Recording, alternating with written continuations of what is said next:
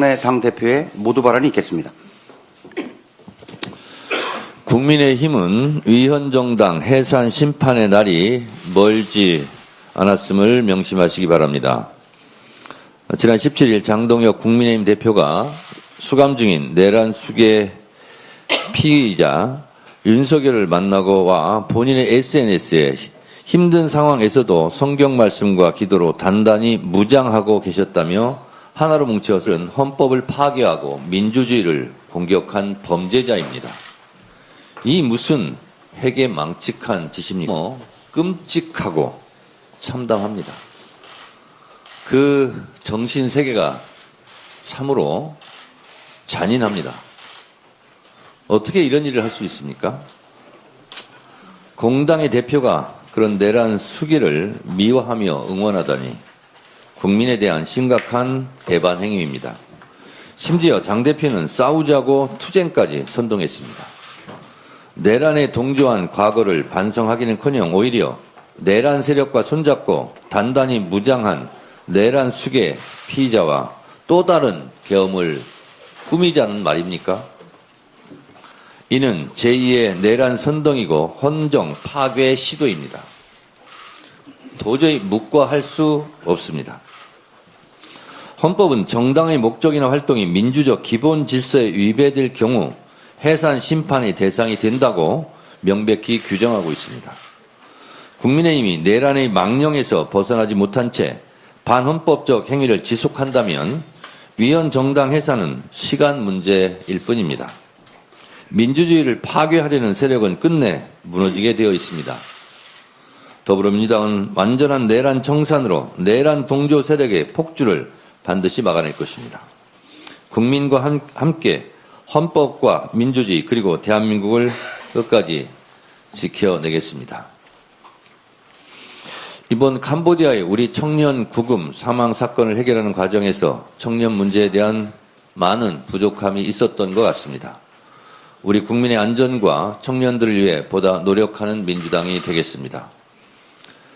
지난 18일 캄보디아 이민당국에 구금되어 있던 한국인 64명이 전세기를 타고 국내로 송환되었습니다.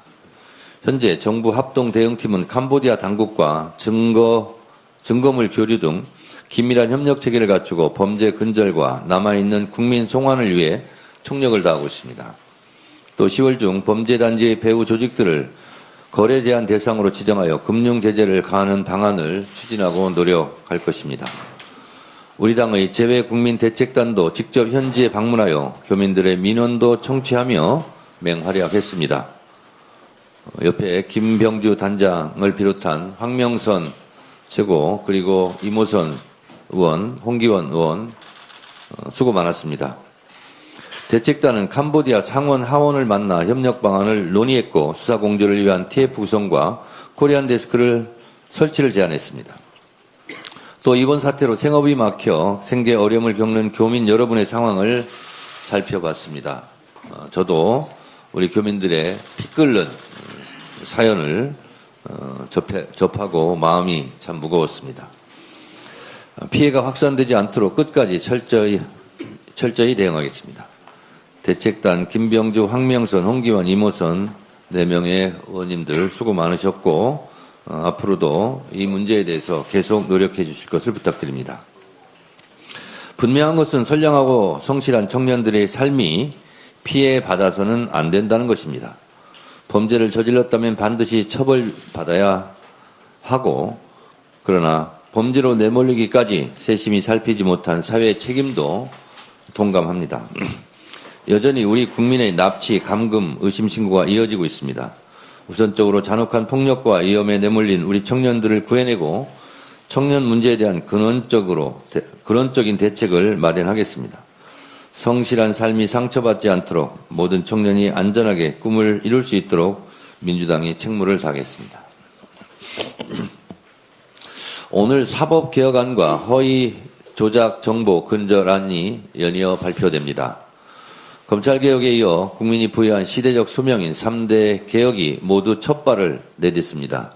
이 모든 것은 당정대가 원팀으로 똘똘 뭉쳐 국민 눈높이에 맞는 개혁안을 만들어내기 위해 힘써온 덕분입니다. 무엇보다 이를 가능하게 만들어주신 국민과 이재명 대통령의 개혁 의지의 결과물로 생각합니다. 국민과 이재명 대통령께 감사드립니다. 앞으로도 더불어민주당은 국민이 납득할 수 있는 개혁, 국민이 체감할 수 있는 변화를 만들기 위해 노력하겠습니다. 국민이 됐다고 할 때까지 개혁의 고삐를 늦추지 않겠습니다.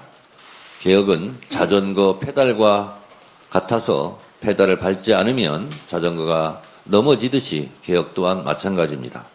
힘차게 계속 개혁의 페달을 밟겠습니다.